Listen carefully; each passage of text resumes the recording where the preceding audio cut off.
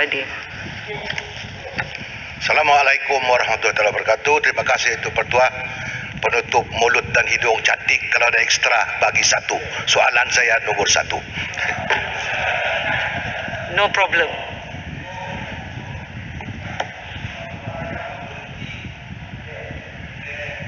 Nak bawa menteri? Oh, tak nampak. Mic.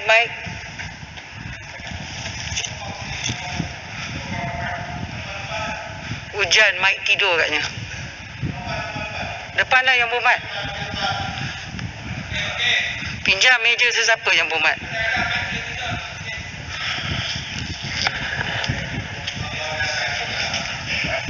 Atas.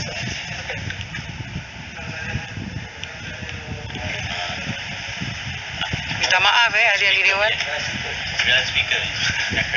Minta maaf dengan izin Tuan Kepala Speaker menggunakan tempat. Silakan. Bismillahirrahmanirrahim. Assalamualaikum warahmatullahi wabarakatuh dan salam sejahtera. Terima kasih Tuan Ibu Ketua dan juga terima kasih Yang Berhormat Rabi Kinabatangan.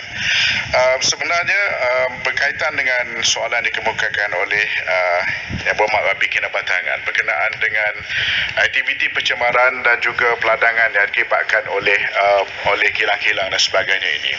Maka untuk makluman ahli Dewan, Jabatan Alam Sekitar telah menjalankan pemantauan secara berkala di peringkat pelaksanaan projek-projek bagi aktiviti pertanian atau peladangan dengan berdasarkan kepada Perintah Kualiti Alam Sekeliling aktiviti yang ditetapkan penilaian kesanaan kepada alam sekeliling 2015. Dari segi statistik, tindakan yang telah dibuat oleh pihak kerajaan melalui Jabatan Alam Sekitar dan Kementerian pada tahun 2018 sebanyak 19 penguatkuasaan telah dilaksanakan di projek pertanian yang telah mendapat kelulusan EIA. Sebanyak 4 projek telah pun diberikan notis arahan dan 1 projek dikenakan tindakan kompaun. Pada tahun 2019, sebanyak 19 penguatkuasaan telah dilaksanakan di projek pertanian yang telah juga mendapatkan kelulusan EIA dan sebanyak 8 projek telah diberikan notis dan arahan dan juga 2 projek dikenakan tindakan mahkamah.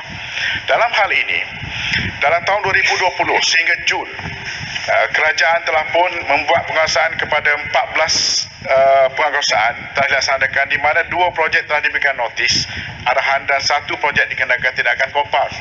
Dan dalam usaha untuk memastikan bahawasanya penguasaan berterusan dibuat oleh pihak kementerian ke atas peladangan-peladangan ini, maka pihak Kementerian Alam Sekitar dan Air telah meningkatkan pemantauan aktiviti-aktiviti atau di kawasan pertanian atau peladangan yang mempunyai kelulusan EIA melalui kaedah-kaedah yang tertentu.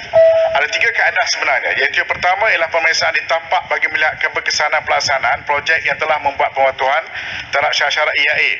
Yang kedua adalah mewajibkan penyediaan orang yang berwibawa yang bertanggungjawab dalam pengurusan alam sekitar di tapak projek. Dan yang ketiga, pelaporan pengawasan kualiti udara dan kualiti kualiti air secara berkala. Dan yang terakhir, melaksanakan audit pihak ketiga bagi melaksanakan audit alam sekitar di bawah Seksyen 33A. Dalam konteks ini juga, pihak Kementerian Alam Sekitar dan Air juga memandang serius aktiviti pembakaran terbuka sebenarnya untuk makluman Dewan ya. Di kawasan-kawasan ladang terutamanya yang melibatkan kawasan tanah gambut. Pemantauan di kawasan sering terbakar seperti ladang-ladang, tapak pelupusan, pemantauan di kawasan yang sering terbakar dan juga kawasan-kawasan yang berkenaan dibuat walaupun negara mengalami wabak COVID-19 melalui rondaan dan penggunaan teknologi drone. Dan bagi kawasan pembakaran terbuka pada tahun 2019, kita telah mencatatkan sebanyak 178 kes pembakaran terbuka di ladang kelapa sawit yang telah dilaporkan kepada kita, pihak kementerian di seluruh negara, dan kita telah mengambil tindakan di bawah Seksyen 29A Akta Kualiti Alam Sekeliling 1974. Manakala bagi ladang getah, kita dapati sebanyak 29 kes telah pun diambil tindakan. Untuk makluman Dewan juga, sedikit masa saya ambil, sehingga tahun 2020, Julai, sebanyak 74 kes pembakaran terbuka di ladang sawit dan 19 kes pembakaran terbuka di ladang getah di seluruh negara telah diambil tindakan di bawah akta yang sama. Dan kita perlu fahamlah satu perkara di sini, iaitu selama ini punca kuasa Jabatan Alam Sekitar adalah hanya terhad kepada aktiviti yang tertakluk di bawah Perintah Kualiti Alam Sekeliling.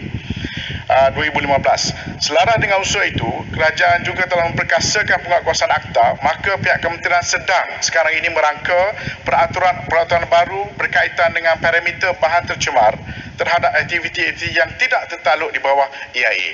Sekian, terima kasih. Sila Yang Berhormat, soalan Terima kasih Tuan Ketua. Saya tidak menafikan bahawa kita punya peraturan undang-undang memang ada. Walau bagaimanapun mungkin enforcement ataupun penguatkuasaan kita tidak berkesan. Contohnya di Kinabatangan ini beratus-ratus ladang syarikat memiliki ladang kelapa sawit dan berpuluh-puluh pula kilang kelapa sawit. Malangnya sudahlah syarikat ini tidak bertanggungjawab, mereka menanam sawit di tebing-tebing sungai. Lepas itu mereka buang sisa toksin dalam sungai Kinabatangan. Jadi sungai itu dulu daripada jernih jadi gelap.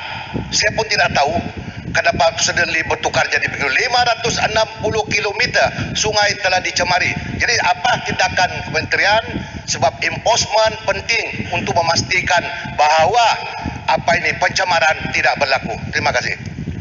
Terima kasih Muhammad Kinabatangan. Memang saya setuju dengan apa yang dinyatakan oleh pihak Kinabatangan YB Kinabatangan sebentar tadi, bahawasanya memang aktiviti penghilangan ini kadang-kadang berlaku dalam keadaan yang memang kita sukar untuk dijangka, dan penguatkuasaan kita ini perlu dipertingkatkan dari masa ke semasa. Untuk perancangan jangka masa panjang, untuk makluman yang berhormat Dewan dan juga yang berhormat Kinabatangan, pihak Kementerian Alam Sekitar ini sedang merangka untuk memperkemaskan agensi yang berkaitan dengan penguatkuasaan kepada aktiviti-aktiviti yang berkaitan dengan pencemaran kilang dan sebagainya ini. Kilang-kilang kelapa sawit ataupun pelarangan getah sebagaimana dimaklumkan oleh YB Kinabatangan selalunya berkait dengan bagaimana proses untuk memastikan bahawasanya hasil sisa kilang itu yang nak dialihkan ke sungai itu dialihkan dengan cara yang secara langsung dan tidak melalui proses perawatan, dan itulah kesan yang akhirnya memberi kesan kepada sungai dalam negara kita. Terima kasih YB. Soalan tambahan kedua, Tampin. Yang Berhormat Tampin. Terima kasih 30 saat Tampin. Datuk Timbalan Dipertua. Berdasarkan pada rancangan Kerajaan Pakatan Harapan sebelum ini yang bercadang untuk melakukan pindaan kepada Akta Kualiti Alam Sekeliling, pindaan yang ingin dibuat adalah untuk memperkenalkan undang-undang bagi mewajibkan syarikat yang mencemari alam sekitar untuk membayar kos operasi pembersihan dan kerosakan lain yang telah dilakukan. Adakah ianya akan diteruskan? Yang kedua, sejauh mana kerjasama di antara Malaysia dengan Indonesia untuk menghalang berlakunya jerubu pada masa akan datang? Silakan Yang Berhormat. Kalau soalannya luar daripada soalan asal, boleh beri jawapan bertulis.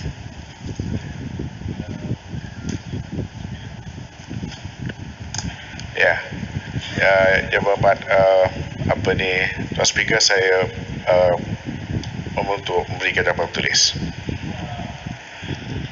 kasih Yang Berhormat. Sekarang saya Speaker boleh menjawab. satu Boleh soalan. tambah lagi? Macam tadi ringkasan jawapan. Yang Berhormat Timbalan Menteri, boleh lagi satu soalan? Yang Berhormat Greg. Greg. Terima kasih Datuk Seri Dipertua. Soalan saya mudah saja. Apakah inisiatif yang telah dilakukan oleh Kementerian Alam Sekitar dan Air untuk golongan muda dan belia mempelajari gaya hidup green lifestyle agar alam sekitar terus dilestarikan dan dihindari dari pencemaran? Terima kasih. Yang Berhormat. Terima kasih Yang Berhormat Greg. Untuk berkaitan dengan aktiviti atau green lifestyle ini adalah proses atau aktiviti kegiatan ataupun satu daripada mekanisme penting untuk memastikan negara kita ini dapat dilestarikan pembangunan selari dengan pembangunan alam sekitar dan sebagainya. Maka dalam hal ini, dalam konteks kita ni, green lifestyle ini, bukan gaya hidup hijau ni, pihak kementerian telah menjalankan beberapa inisiatif, antaranya ialah dengan cara mendekati rakan-rakan strategik di universiti sebagai contohnya, melalui contohnya antaranya adalah program Green Campus Lifestyle yang dibuat. di mana kita memberi penekanan kepada konsep green carbon campus dan sebagainya, dan juga memberi penekanan kepada generasi. Ini adalah penting untuk generasi muda yang akan datang, di mana dalam konteks untuk membangunkan negara ataupun dalam konteks untuk memastikan aktiviti ataupun kegiatan berkaitan dengan alam sekitar ini tidak hanya terhad kepada aktiviti enforcement, tetapi juga melibatkan aktiviti bersifat awareness ataupun pendidikan. Terima kasih Yang Berhormat. Terima kasih. Sekarang saya menjemput soalan kedua yang bom